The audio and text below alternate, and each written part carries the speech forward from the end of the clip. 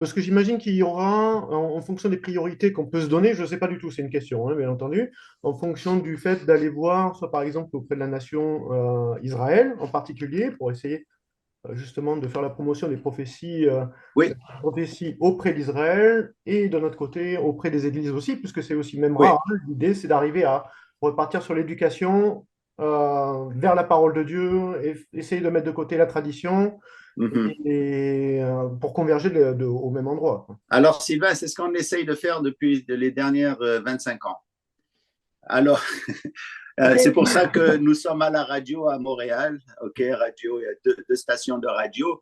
Et quand je donne mes sermons, évidemment, j'ai toujours ces personnes qui sont que j'ai en tête. Et je sais qu'il y a plusieurs juifs qui écoutent.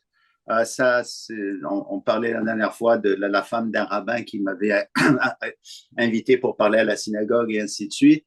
Ce qu'on fait aujourd'hui aussi dans notre site, le troisième pays où on a le plus de personnes qui viennent nous visiter, c'est Israël. Il y a les États-Unis, Canada, Israël, et je trouve ça extraordinaire. Fait qu'on fait notre travail. On l'est aussi dans oneplace.com. OnePlace.com, c'est à travers les États-Unis, un peu à travers le monde. Et il y a des gens qui viennent d'à peu près tous les pays pour écouter ici et ça. Fait que oui, on travaille très fort. C'est pour ça aussi qu'on donne des Bibles. Notre groupe d'évangélisation s'en va et sort quasiment 3 fois par semaine, des fois 4 fois, et donne des Bibles aux Juifs et aussi aux gentils, bien sûr, à tout le monde. Et c'est ça. Alors, on pousse beaucoup ce genre c'est-à-dire cet enseignement biblique, évidemment en prenant tout l'enseignement biblique, pas seulement les prophéties, mais tout l'enseignement elle-même. Donc, c'est un plan, je veux dire, écoute, si la personne qui va étudier les prophéties, qui va se préparer, le Seigneur va utiliser cette personne de façon incroyable. Je le vois là, à droite, à gauche. Il va amener, comme Philippe, là, il lui a amené tout de suite cet eunuque, là, et qui lisait Ésaïe 53, là, comme ça.